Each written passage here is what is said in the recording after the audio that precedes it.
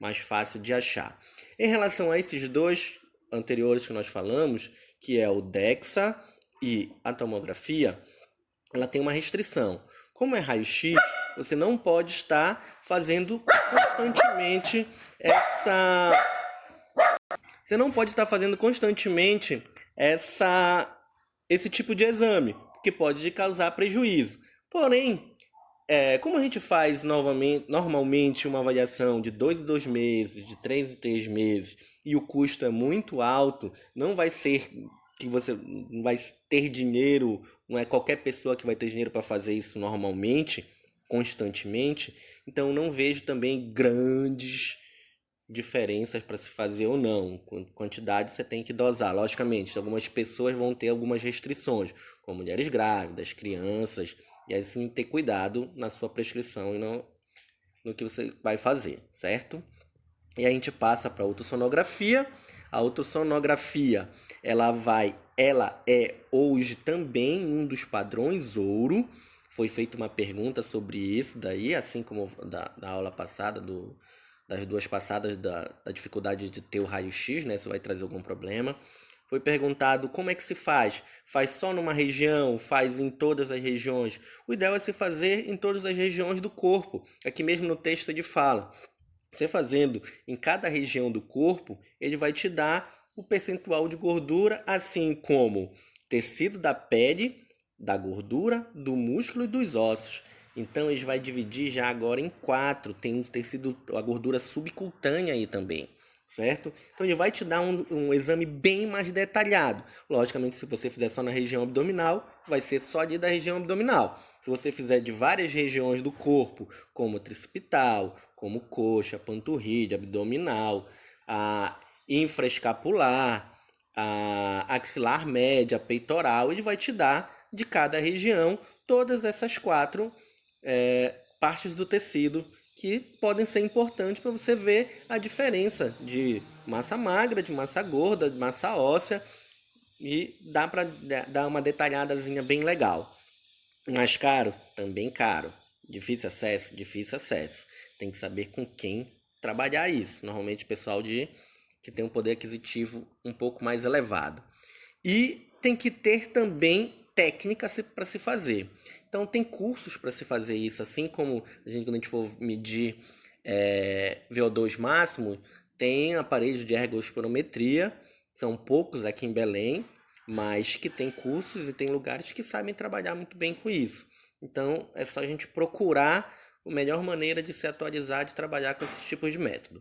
Ressonância magnética. A ressonância magnética consiste na formação de um poderoso campo magnético, tá? Irradiando pulsos de frequência de rádio, excitando o núcleo de hidrogênio da água corporal e das moléculas lipídias, o induzindo a produzirem um sinal detectável que pode gerar imagem de vários tecidos corporal. Assim, dessa maneira, a gente pode quantificar tanto o tecido adiposo total quanto o tecido subcutâneo em diferentes níveis de gordura corporal. Então, nós sabemos que nós temos alguns níveis de gordura, uma gordura mais escura, mais marrom, e uma gordura mais amarela, que tem densidades diferentes, que são diferentes gorduras, diferentes maneiras de se queimar essa gordura. Então, às vezes, é importante também fazer, tá? Muito pouco utilizado para esse método de percentual de gordura, mas utilizado para detecção de outras coisas, como o diagnóstico médico. Inclusive foi um dia desse fazer uma ressonância dessa, deu aí 2 hérnias aí no velhão, né? Mas vamos lá para tratar, pilates nele. E aí a gente vai entrar agora em métodos duplamente indiretos. Os métodos duplamente indiretos, eles são menos caros, muito mais palpáveis, muito mais práticos para se utilizar no dia a dia, que são os métodos de bioimpedância e os métodos de seções antropométricas, como a gente vai ver as perimetrias, as dobras cutâneas e alguns outros, tá? Então, eles são muito mais palpáveis. Os métodos indiretos são muito mais caros, são muitas vezes inviáveis para um grande número de pessoas ou para locais com uma academia, certo? A não ser que você tenha uma sessão específica, cobrando um valor um pouco maior, mas isso não vem ao caso agora, vamos ver somente os métodos, certo? Na bioimpedância, agora a gente vai ver a bioimpedância, tá? Na bioimpedância, a gente vai determinar a composição corporal a partir da água total. O músculo, ele contém uma condutibilidade maior de impulsos nervosos, de impulsos elétricos. Esse impulso elétrico ele vai passar pelo corpo para quantificar isso, e o osso e a gordura ela vai ter uma condutibilidade menor. Então, em pessoas com uma massa muscular mais alta, essa condutibilidade ela vai ser maior. Pessoas com uma massa muscular menor vai ter uma condutibilidade menor. Assim a gente consegue quantificar o percentual de gordura dessa pessoa através da quantidade de água, quantidade corporal total de água que tem no corpo. Nós temos vários métodos de bioimpedância.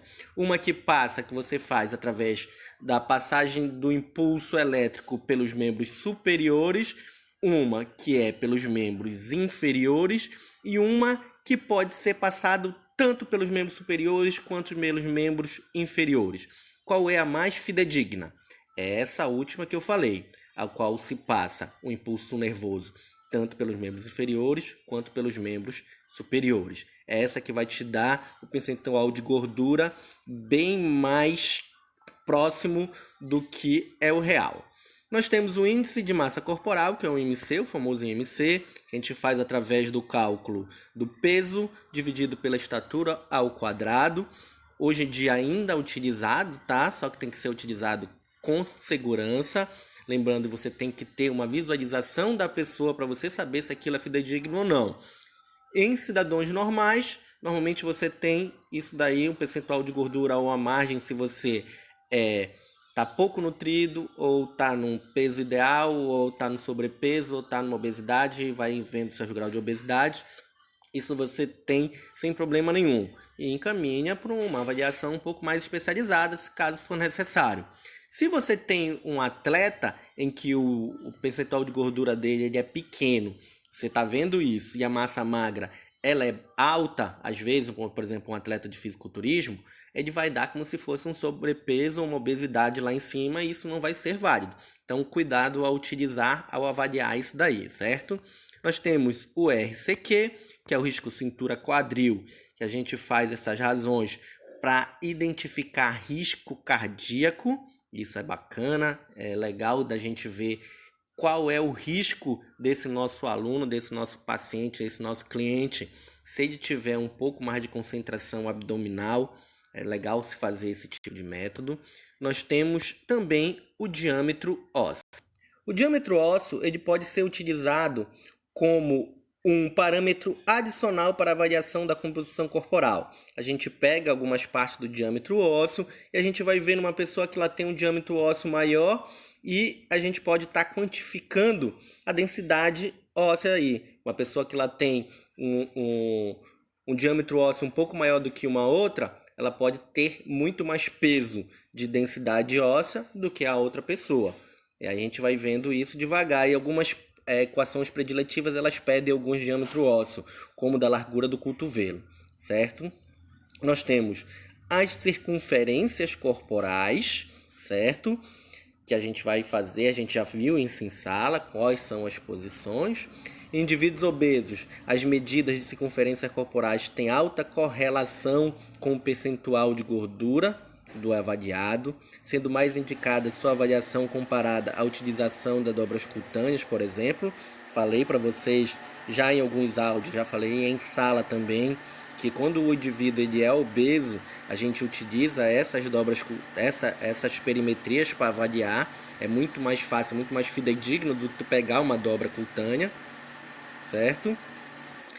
Quando o avaliado está com IMC acima de 40 kg por metro quadrado, a técnica de dobra cutânea se torna inviável, certo? Então a gente faz a perimetria. Lá no material tem quais são os perímetros e quais as fórmulas a serem utilizadas. Leia o material. As dobras cutâneas, como a gente já viu, é o mais famoso, é o mais utilizado atualmente, né? A gente, através do adipômetro e várias dobras, tem vários métodos, vários protocolos para ser utilizado, para pegar as dobras cutâneas, e assim joga no software, joga no cálculozinho, e a gente vai ter também o percentual de gordura.